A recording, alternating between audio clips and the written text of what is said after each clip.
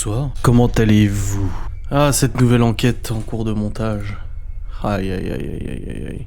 Oh, c'est un peu beau. Merci beaucoup, Debt et HMS pour le Prime. N'hésitez pas à vous abonner avec Prime, c'est gratuit. D'habitude, je laisse l'intro plus long, mais là, je suis arrivé puis au même moment. J'attends que les gens arrivent, tranquille, t'as vu.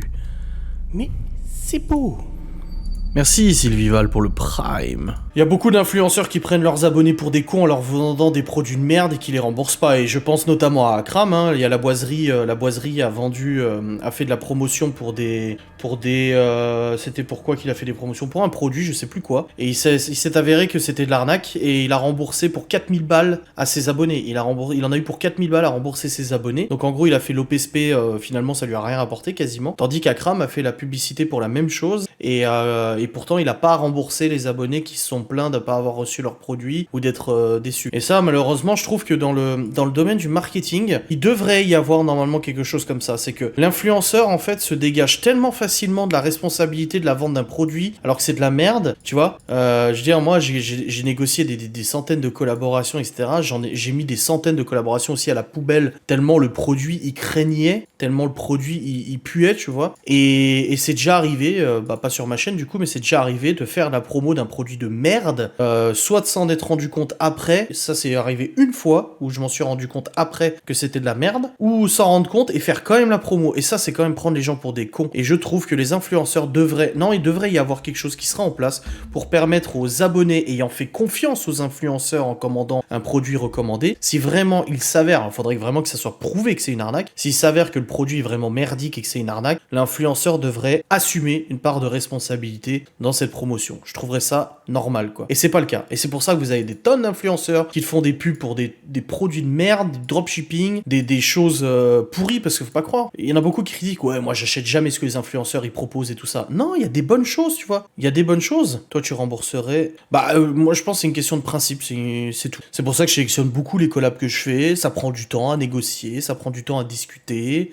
Les patchs anti-ondes, moi, j'ai négocié ce contrat il y a 3 ans. C'était pas pour ma chaîne, du coup. Hein. Et quand ils ont contacté, ils commençaient à faire la pub auprès d'autres influenceurs. Moi, je me suis renseigné, j'ai regardé sur internet, etc. J'ai dit à l'époque, pour moi, ça pue, c'est de l'arnaque. Je sais pas, je suis pas confiant au produit. Je suis pas sûr que ça soit vraiment scientifiquement prouvé. Je me suis pris la tête pour cette collab parce qu'ils proposaient un montant super cher, hein, 1200 balles ou 1400 balles pour faire une promo sur YouTube, tu vois. Et j'ai refusé et je me suis pris la tête parce que j'ai refusé.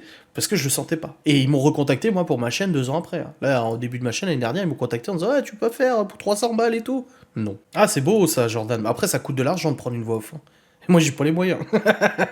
Non, mais c'est satisfait en remboursé. Je pense que c'est pas satisfait en remboursé, c'est que l'influenceur devrait avoir une part de responsabilité dans la merde qu'il propose. C'est tout.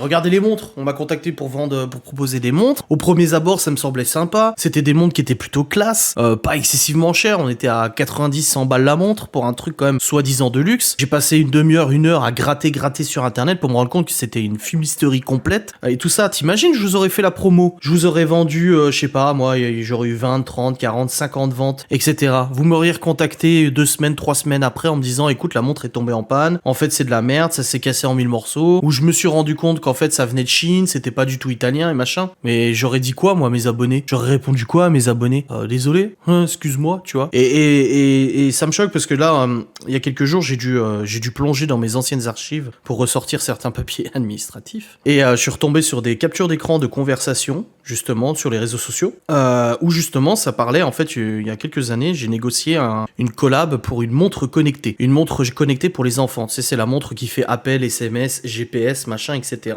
Et c'est la collab où je me suis rendu compte après coup c'était de la merde, tu vois. Et du coup, la collab s'est faite, 600, 700 balles, je crois, la collab. Donc c'est quand même un bon montant, le produit gratuit et tout ça. Et en fait, les abonnés étaient super emballés parce que la promo était bien faite. Moi, tu sais, je préparais toujours bien les promos. J'imprimais le brief, je surlignais les points clés à dire dans la vidéo, sur quoi mettre l'accent, comment tourner la vidéo, dans quel angle se mettre, etc. Moi, j'aime beaucoup, en fait, j'aime beaucoup préparer les collabs. Moi, les collabs, j'adore les préparer. préparé. Tu vois, avec les formes, j'ai mis un temps fou à m'y mettre, à mettre le fond vert, les trucs, tu vois. Et du coup, les gens ont acheté la montre. Et de plus en plus de gens revenaient en disant, écoute, j'ai acheté la montre depuis 2 semaines, j'ai toujours rien reçu, c'était censé être livré en 48 heures, machin, etc., etc. Et du coup, moi, j'ai contacté la proprio du site et j'ai dit, oui, voilà, qu'est-ce qui se passe et tout. Pas de réponse. 2 jours après, le site, poum, effacé, le site web. C'était du dropshipping, en fait. Et là, du coup, il y a plein de gens qui ont contacté la page Insta, la page Facebook en l'occurrence, parce qu'Insta, j'y avais pas accès, mais la page Facebook en disant ouais, machin, j'ai pas reçu ma montre et tout. Et j'ai vu les captures d'écran qui ont servi à attaquer, les captures d'écran ont servi à envoyer à la propriétaire du site. Et je me suis dit putain, c'est dégueulasse en fait. Les gens, ils ont acheté, ils ont jamais reçu leur produit. C'était les écouteurs à crame, c'était les écouteurs de merde, là, les faux AirPods. C'était ça. Donc voilà, moi je trouve qu'ils ont une part de responsabilité, les influenceurs. Je parle trop des fois, ouais, je sais. Ouais, non mais attends. L'excuse de c'est leurs agents qui ont décidé. Oh, je sais comment ça se passe, je connais les coulisses. T'as le droit de dire non. Quand t'as envie de dire non, t'as le droit de dire non. Alors oui, ton agent sera pas content, parce qu'il se touchera pas ces petits milliers d'euros de commission, mais arrête. Ouais, alors, il faut vraiment se rendre compte d'une chose. C'est que du moment où tu signes dans une agence ou avec un agent ou quoi que ce soit, c'est la poule aux œufs d'or. Il y a quelques années, Nikki Cosmetics, là, ils avaient contacté pour bosser et tout ça. Et je gérais la collab et tout, je faisais des échanges mails, voilà, les montants, combien. Et le mec a voulu parler à l'influenceuse. Il a eu au téléphone. Alors, je te propose un contrat d'exclusivité, c'est-à-dire que je gère toutes tes collaborations, je me touche un pourcentage sur toutes les collaborations, même celles qui viennent pas de moi, t'es obligé de me les retransférer. Et en gros, humblement, de toute façon, je vais te faire gagner des mille et des mille, je travaille avec telle personne. Et du coup, moi après, j'ai dit franchement, à ta place, je le ferai pas. Parce que tu vas devenir un panneau publicitaire, tu vas faire que ça, ils vont se prendre de l'argent sur ton dos alors que tu peux négocier toi-même des collabs, t'es pas débile quoi, tu vois. Donc moi j'ai trouvé ça. Donc il y a beaucoup d'influenceurs qui rejoignent des agences comme ça. Les nouvelles familles, la famille Nombreuse XL, ma mère elle me dit, elle en suit certaines, elle dit mais ils arrêtent pas de faire des collabs. Ils sont en train de littéralement tuer le game. Hein. Tous ces influenceurs et influenceuses de merde là, qui font des collabs de produits de merde, tous la même chose au même moment, etc. Ils sont en train de foutre en l'air complètement le business. Hein. On avait encore il y a quelques années des bonnes familles youtubeuses comme il y avait Mila Babychou machin qui faisaient des collabs, des OPSP une fois de temps en temps. J'ai même critiqué le fait qu'il y avait beaucoup d'OPSP qui étaient faites et tout ça. Voilà, il y avait beaucoup de collabs qui étaient faites, mais c'était pour des trucs sympas quoi. C'était pour des vrais produits, des vraies marques, des bonnes choses et tout. Et là on a l'impression que 2-3 ans après, le business du marketing digital, donc le business de l'influenceur moderne, etc., qui est en train de remplacer la publicité traditionnelle, tu vois, et est en train de venir avec un gros immondice de merde comme ça, que tout le machin, en fait, il a été inondé que de produits de merde avec des collabs de merde. Et c'est ouf, quoi. Et quand tu vois en plus la thune qui se font sur des collabs, attends, ah si, la marque qui trouve son compte, pourquoi je parle trop rien à foutre, alors là, c'est pas à mon petit niveau que je vais faire du buzz ou quoi que ce soit, je m'en bats les couilles. Mais la marque qui trouve son compte, justement, on se rend pas compte, mais en fait, tous ces influenceurs sont suivis par souvent des jeunes adultes, des jeunes personnes qui sont tellement... Moi, j'ai entendu quelqu'un dire une fois, de toute façon, je pourrais vendre n'importe quoi, les gens seront toujours assez cons pour l'acheter. Et c'est exactement ça, c'est qu'il y aura toujours des gens pour acheter. Moi, je dis ce que je pense, après, si ça sort... Tu sais, moi je suis sans tabou. C'est ça qui plaît pas. Et c'est pour ça que j'ai autant de gens qui me détestent. Parce que moi j'ai pas ma langue dans ma poche. Si j'ai envie de dire merde, je dis merde. Hein. Si j'ai envie de roter, je rote. Et puis c'est tout.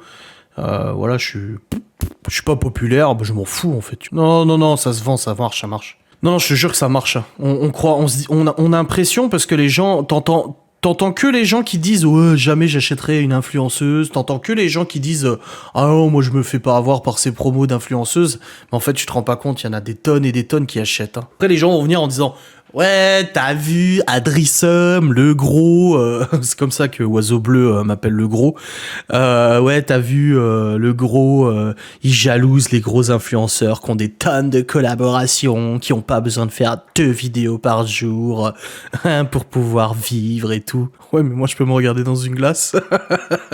Ouais, je mange du saucisson dès le matin, ouais. Et alors, je fais ce que je veux. C'est pas dans ton frigo que je viens le chercher, les saucissons. Qu'est-ce que ça peut te foutre, c'est moi qui l'ai payé. Bah non, elles peuvent pas vivre sans moi, je le sais, regarde, les poils. Après, attention, tout ce que je dis, c'est des conneries. N'oubliez pas, tout ce qui sort de ma bouche, ce sont des mythos. N'oubliez pas, c'est marqué sur mon front. Je sais que le montage du vlog d'aujourd'hui, je me suis senti obligé de préciser un truc dans l'intro du vlog de demain. Au bout d'un moment, vous entendez quelqu'un dire « Chut !» Chut. Je me suis senti obligé de mettre en texte. Alors, vu qu'elles sont un peu connes, elles vont peut-être pas lire. Ou elles savent peut-être pas lire. J'ai mis en texte, pour info, c'est Libby qui dit chut à ses frères parce qu'elle regarde la télé. Ce n'est pas Laura. Parce que je voyais déjà les gens en train de dire t'as vu Laura comment elle parle aux enfants, elle leur dit de faire chut. Alors que non, c'est le Libby en fait qui parlait à ses frères. Allez, à demain pour le live.